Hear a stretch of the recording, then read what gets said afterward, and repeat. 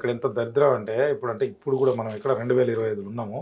నాకు అర్థం కాదు ఏంటంటే ఎస్సీ హాస్టల్ లేకపోతే ఎస్టీ హాస్టల్, బీసీ హాస్టల్ ఏంది మేడం, పిల్లలు ఇక్కడనే డివైడ్ చేసేస్తున్నారు. కులం తీసేయాలి. మరి ఎవరైతే చదువుకుంటారో వాళ్ళకి, ప్రతిభ ఉన్న వాళ్ళకి ఇచ్చి కొంత వెనకబడిన ప్రతిభ దగ్గర ఆగాలను పుష్అప్ చేసి వాళ్ళకి లేకపోతే ఇన్సెంటివ్ ఇచ్చో లేకపోతే చదువుకోవడానికి ఇవ్వాలి చేయొచ్చు కదా. అలాంటప్పుడు కుల వ్యవస్థ తీసేయడానికి మోదీ ఊరుకుంటాడా? ఎందుకు ఊరుకోరు? ఊరుకోడు. కులం ఉంటేనే కదా మోదీ బతుకుతున్నారు, కులం మతం ఉంటేనే కదా కొంతమంది బతుకుతున్నారు. సో కులము లేని కూడా మధ్య 10% అవన్నీ తీసేయాలి. నువ్వు అన్నట్టు చేస్తాను, నువ్వు అన్నట్టు అసలు స్కూల్ సిస్టమ్ లోనే కులం అనేది తీసిపడేయాలి. దమ్ముంది ఎవరికైనా? విద్యా విధానంలో నుంచే మనం మార్పులు తీసుకురావచ్చు. ఎడ్యుకేషన్ సిస్టంలో నువ్వు మాలోడు, నువ్వు మాదిగో, నువ్వు రెడ్డోడు గిడ్డోడు అని పెట్టుకుంటే వాళ్ళకి అదే నేను రెడ్డోనరా అంటాడు, మాలోనరా అంటుండు, మాదిగోండ్రా అని తిట్టుకుంటున్నా. ఇది ఏంది మనుషుల మధ్య ఈ వేషమయాలు పెంచుకునేది? కాకపోతే ఇంకా మనం గ్లోబల్లో పోయి ప్రపంచంతో పోటీ పడుతున్నా ఈ తుచ్చమైన ఆలోచనతో ఉన్న వాళ్ళే పెంచే వాళ్ళే ఎక్కువైపోయారు. దీన్ని తగ్గించడానికి ప్రయత్నం చేయట్లేదు. ఒక్కటి చెప్పండి మేడం, రెండు ఉన్నాయి ఇక్కడ.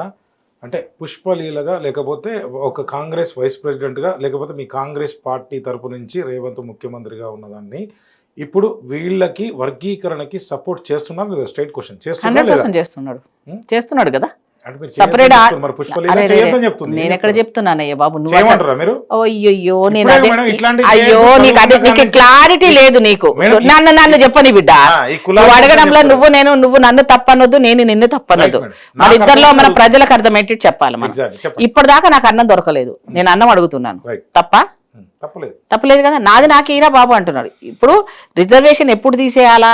నేను ఆర్థికంగా నీ సమాన స్థాయికి వచ్చేంత వరకు, నేను ఇతరులతో సమాన స్థాయికి చేసేంత వరకు రిజర్వేషన్ సిస్టమ్ ఉండాలని కోరుకునే వాళ్ళం. అవునా? మాకు ఇంకా ఆ స్టేజ్లో లేము మేము. అందువల్ల మాకు ఉద్యోగం ఇస్తే, మా ఇంట్లో ఇంటికి ఒక ఉద్యోగం ఇస్తే ఈ ముష్టి పథకాలు మాకు అవసరం లేదు. దళిత బంధువులు, ఆ బంధువులు, ఈ బంధువులు మాకు అదే అంటున్నాను నేను. అందుకనే మొన్న మా పార్టీలో నేను రాహుల్ గాంధీ గారికి వరంగల్లో డిక్లరేషన్లో నేను పెట్టించాను. నేనే కోరుకున్నాను. అది నా పార్టీ ఆఫీస్లో నేనే అడగడం జరిగింది. అసైన్మెంట్ ల్యాండ్ ఇచ్చింది ఇందిరమ్మ, దాన్ని మాకు పట్టా చేసి ఇచ్చేయండి చాలు. ఈ రోజు మంచి మాకు కోట్లు వస్తాయి కదా. మాకెందుకు ఇంకా అవన్నీ ఈ ముష్టి పథకాలు ఎందుకు? మాకు మేము అది పెట్టుకొని లోన్ తీసుకోలేము, దానికా ఏ ఫెసిలిటీస్ ఇవ్వవు. అది ఎప్పుడు పట్టా కాకుండా పోతుంది. మాకు ఆ చట్టాన్ని సవరించమంటున్నా నేను.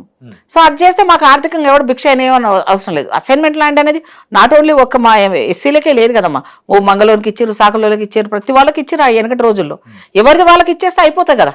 ఇప్పుడు ఏంటంటే మనం టెనెంట్స్ లాగానే ఉన్నాం, ఓనర్స్ అవ్వట్లేదు. భూమి మీద హక్కులు పూర్తిగా రావట్లేదు. వాళ్ళలోనే అంటే కొంతమంది మేధావులు అందుకనే ఇప్పుడు ఈ రోజు మీటింగ్ పెట్టారంట రెడ్డి సంఘం వాళ్ళు. మనకు తెలిసిన నాగేశ్వర్ గారు కావచ్చు, ఇట్లాంటి వాళ్ళు కూడా కొంతమంది బయటకు వచ్చి బహిరంగంగానే ఈ తెలంగాణకు ఎంత అభ్యంతరాలు పెట్టిన వాళ్ళు, తెలంగాణ రావద్దు అన్న వాళ్ళే, వాళ్ళకి ఇవ్వడం న్యాయమని ఎవరైతే వద్దు అన్న వాళ్ళ నుంచే సగానికి పైగా ఎక్కువ మంది వచ్చి సపోర్ట్ చేశారు కాబట్టి తెలంగాణ వచ్చిందిగా.